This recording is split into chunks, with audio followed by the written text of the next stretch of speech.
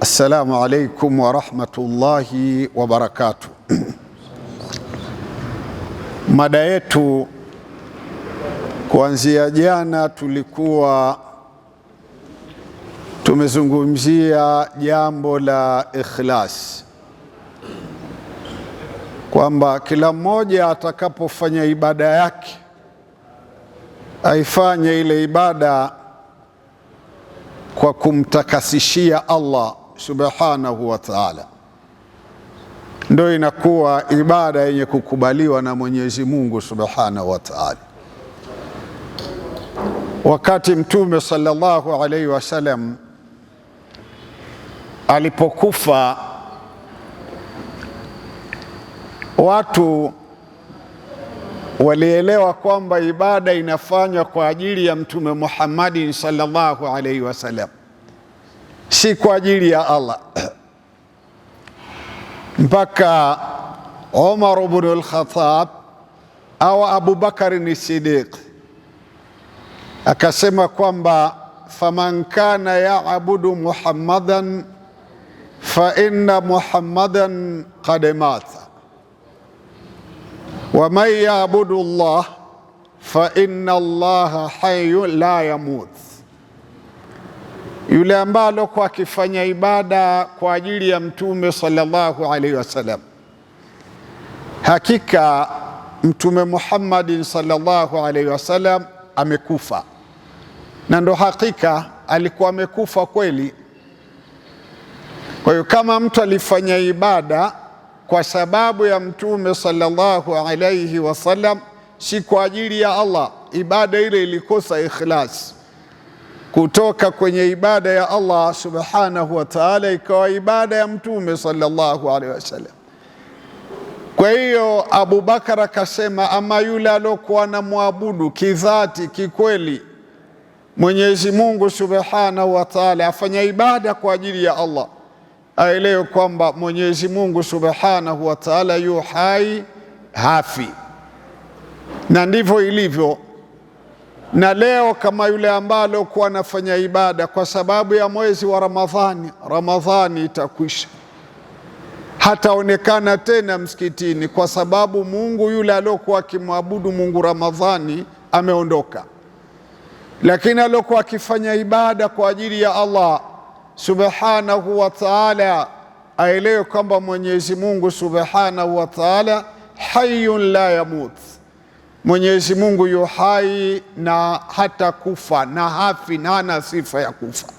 Hii ni sifa ya Muislamu ambalo kwa mzuri mwenye kufanya ibada kwa sababu ya ikhlas. Sajii anasema kwamba khamsu khisalun biha timamul ilmi wa hiya ma'rifatullahi subhanahu wa ta'ala wa ma'rifatul haqq wa ikhlasul amalu lillah. Mambo matano mtu akiyaelewa na akakaa nayo, asema huyu Sajii kwamba ndo ukamilifu wa ilmu. Mambo matano, katika yale mambo matano mtu akiyaelewa, basi atapata ukamilifu wa dini yake. Moja, wa hiya ma'rifatullah, kwanza kumwelewa Mwenyezi Mungu subhanahu wa ta'ala. Na hii ndilo gogoro tulokuwa nalo watu, ile kumwelewa kwamba huyu ni Mwenyezi Mungu na hili nalifanya kwa ajili ya Allah subhanahu wa ta'ala. Ndio wakuta kwamba tayari mwezi wa Ramadhani watu twajaa msikitini, mwezi wa Ramadhani ukiondoka, basi sasa wakati ule mtu aliswali kama Muislamu. Sasa taibu, mwezi wa Ramadhani umemalizika, je, Uislamu wake umebaki wapi? Jambo la pili, kwamba wa ma'rifatul haqq, ujuzi wa kuelewa kwamba hili jambo ni la kweli na hili jambo si la kweli. Na jambo la kuelewa kwamba ni la kweli ni kumwelewa Mwenyezi Mungu subhanahu wa ta'ala, kumwelewa Mtume Muhammad sallallahu alaihi wasallam, kisha kuielewa dini kwa dalili. Hili jambo ingalau ukiulizwa ambia hili walifanya, je vipi? Dalili yake ni hii. Haya ndio maarifa ya kuelewa ukweli. Jambo lingine kwamba wa ikhlasul amalu lillah, ikhlasul amalu lillah, kumtakasishia ile kazi unayoifanya Mwenyezi Mungu Subhanahu wa Ta'ala. Nimekwenda kusali. Kwa nini nakwenda kusali? Naenda kusali kwa kuwa mimi nimekuwa ni Muislamu na nilishaupata Uislamu, nikakubali Mwenyezi Mungu ni mmoja na Mtume Muhammad sallallahu alaihi wasallam ni mjumbe wake. Sasa naenda kuswali kwa kumkamilisha au kwa ile ibada na mtakasishia Mwenyezi Mungu Subhanahu wa Ta'ala. Baada ya kumtakasishia Allah Subhanahu wa Ta'ala, wal amalu ala sunna, wal amalu ala sunna, na ile kazi uifanye kwa utaratibu alokufundisha au aloufundisha Mtume Muhammadin sallallahu alayhi wasallam. Wal amalu ala sunna, kwamba usiswali unavotaka, swali alivyoagiza Mwenyezi Mungu kwa mafundisho ya kiongozi wetu Mtume Muhammadin sallallahu alaihi wasallam. Na ndio hata katika sala isema sallu kama raaitumuni usalli, salini kama vile ambavyo mliniona nikiswali. Vipi aliswali Mtume sallallahu alaihi wasallam? Lazima ujifundishe, urudi kwenye ile kwamba wal amalu ala alilmi, na kuweza kufanya matendo kuendana na ujuzi. Jambo lingine kwamba baada ya kuwa matendo yale tuyafanya kama Mtume sallallahu alaihi wasallam alivyofundisha, wa akilul halal, na kula vyakula vilivyokuwa vya halali.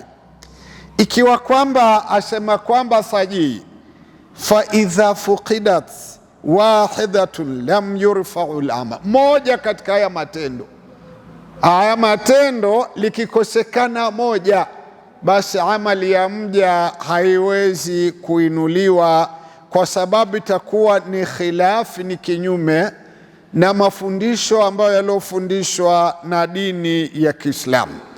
Mtume wetu Muhammad sallallahu alaihi wasallam asema kwamba inna Allaha la yaqbalu min al-amali illa ma kana lahu khalisan wabtughiya bihi wajha, kwamba inna Allah, Mwenyezi Mungu Subhanahu wa Ta'ala, la yaqbalu min al-amal, hakubali miongoni mwa matendo yoyote, ila matendo anayokubali ni yale ambayo yamefanywa kwa kutafuta radhi ya Allah subhanahu, kwa kumtakasishia Allah Subhanahu wa Ta'ala, na yale matendo yakatafuta radhi za Mwenyezi Mungu Subhanahu wa Ta'ala.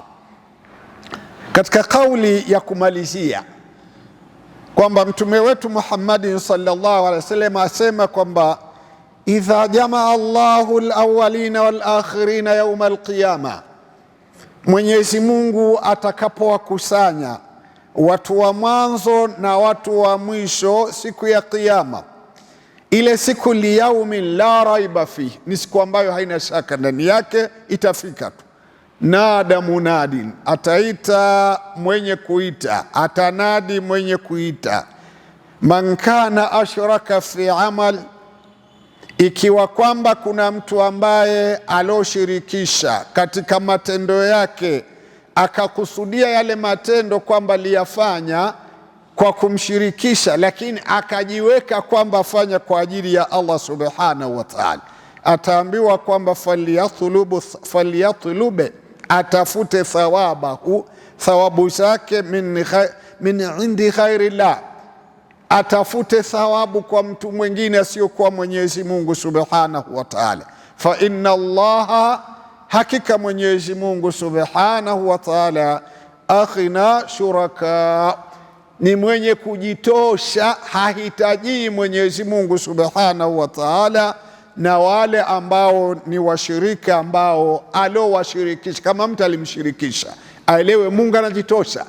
Kwa hiyo amali yoyote lazima mtu atakapoifanya aitakasishe ile ibada kwa ajili ya Allah Subhanahu wa Ta'ala. Mwenyezi Mungu asema kwamba man kana yarju liqa'a rabbih falyamal amalan salihan, yule ambaye man kana yarju, Muislamu yoyote yule atakayekuwa na taraji kukutana na Allah subhanahu wa ta'ala, Allahu akbar, siku ambayo ilikuwa nzuri, wale watu wema watakuwa na zawadi ya kumwona Mwenyezi Mungu subhanahu wa ta'ala.